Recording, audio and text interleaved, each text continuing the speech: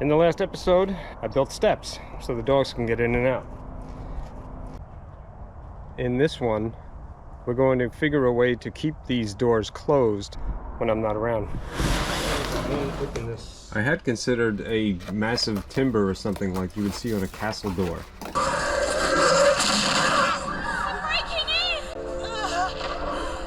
But for weight considerations and respect for the roads, I got something that was actually meant for swing doors on a truck. It was the right proper thing right there. I got the really long version of this locking mechanism. Yeah, but And once attached to the stationary door out here, I had a feeling it was going to do a nice job. Speaking of which, I did a nice job placing the nailers inside. You remember those braces I installed? That was not just for the trim, but I anticipated adding this locking mechanism.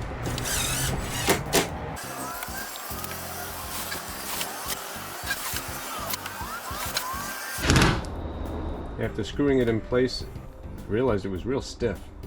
That eventually loosened up with a little bit of lubricant.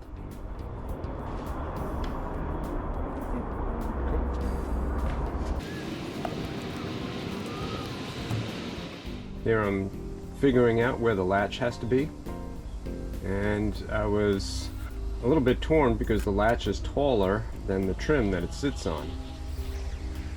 But the screws were binding wood on the inside, so for all intents and purposes this was going to work.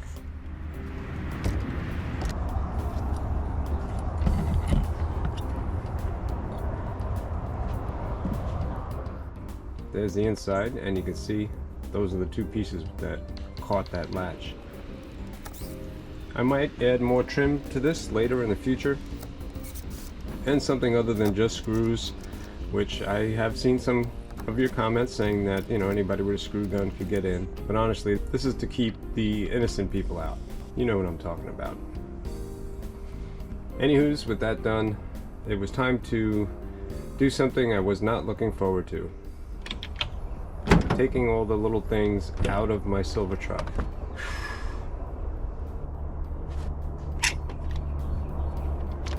A lot of these were handmade, like this piece here that the tape measure goes onto.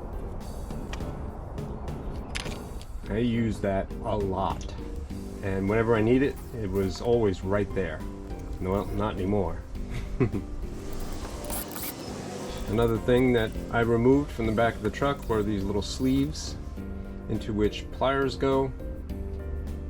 I had another one on the other side for a pair of scissors. Again, these are things that I use a lot. Yeah, little by little I took them and I put them on the inside of the truck. Yes, important stuff first, right?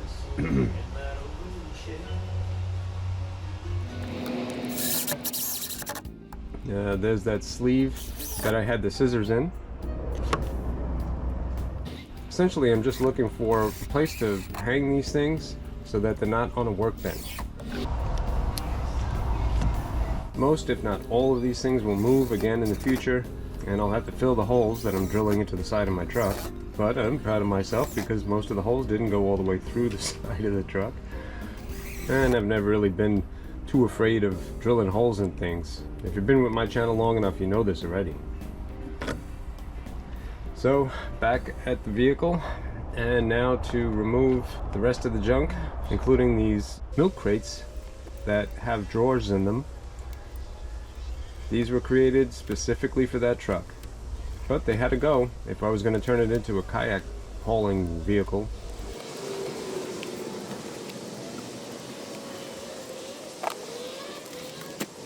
I'm pretty sure these were not going to work in the new workshop, but it's where I had all my stuff, like my ratchets and sockets, and my Plano boxes full of hardware.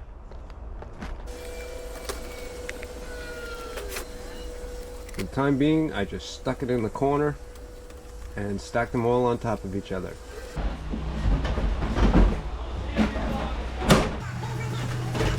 And after checking what was where, I was pretty sure I'd still be able to find it if I needed it. I got a big task ahead of me, finding a home for everything. In the meantime, there's some real big things to do, like put something up on the roof to make electricity to charge some of these doodads, maybe insulate the walls so it's not so warm in there, build workbenches. Whew! In the meantime, I think I might stick to some more simple stuff. Going fishing, maybe putting this truck up on Marketplace. Yeah, there's things to do and years of things to probably share with you, so my goodness, it's a bit overwhelming and somber. I mean, it's exciting for something new, but it's like something has to die in order for this thing to take life. And I'm not getting rid of this truck here, but I spent an awful lot of time using this as my mobile workbench, workshop. You know, I've done videos over the years about how I covered the gap between the tailgate and the inside of the truck to prevent things from falling down in there. That was a lifesaver. And it's nice and cushiony, and hell, I even got a Scotty rod holder mount built into this thing. And lights and compressor, my goodness. So much time, so much love has gone into this truck. And now I'm going to give it new life as a kayak hauler so that we can make way for the new shop. So as always, I'm just happy to share it with you guys. If you have ideas for me for the workshop in the future, let me know. Maybe I'll use your ideas. Man, all right, I've had enough for one day. I will see you on the next adventure. Bye. Thank you guys for watching another one of my videos, and I apologize for how long it takes sometimes for me to get these videos out to you, but I've been working pretty feverishly on this thing, trying to get some stuff done before it gets terribly hot. Don't worry, I think you're really gonna like what's coming next. I'll try to get on the editing, I promise.